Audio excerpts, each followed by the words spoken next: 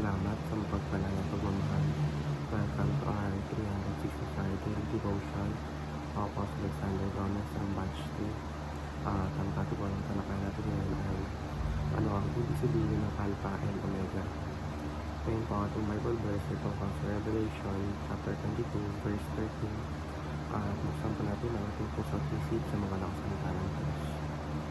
Sinasabi dito na I am the Alpha and the Omega, the first and the last, the beginning and the end.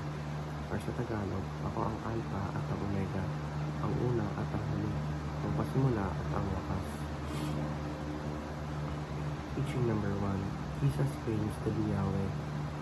Si Jesus nila ang tunay na Yahweh. Ibig sabihin, si Jesus ay kumikilala sa sarili bilang ang Diyos ng Yahweh, ang mga pangyarihang Panginoon ng lumang tipan.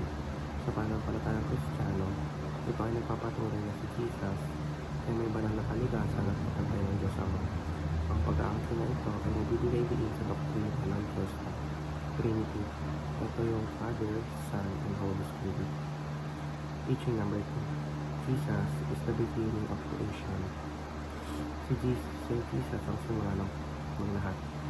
Ayon sa verse, si Jesus ang unang nilalang o ang sanhi ng lahat ng nilikha.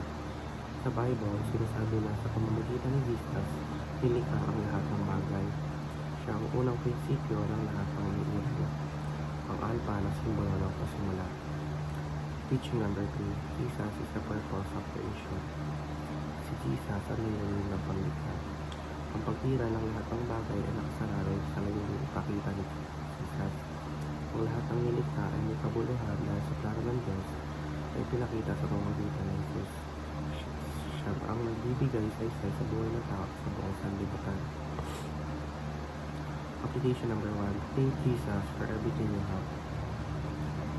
Papasalamat tayo kay Jesus sa lahat ng mayroon tayo. Ang unang application ay ang pagkilala sa biyaya ng Jesus sa ating buhay. Sa pamamagitan ng pasasalamat, inaalaman natin ang pagpapalang natatanggap mula sa Diyos at pagpapatibay ang ating relasyon sa Kanya. Ito ay isang paraan ng pagkilala sa pagmamahal at kabutihan ng Jesus. Application number 2. Find your design and purpose in Christ. Hanapin natin ang disensya at layunin kay Kristo.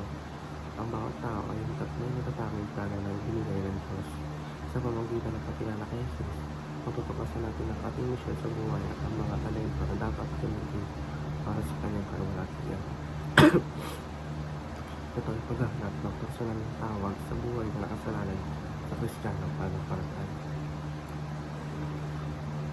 Application number 3. Use everything you have to honor Jesus.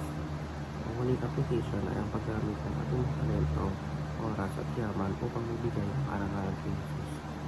Ibig sabihin, ang bawat gawa natin pang araw-araw man o sa trabaho ay dapat nakatuon sa paglilingkod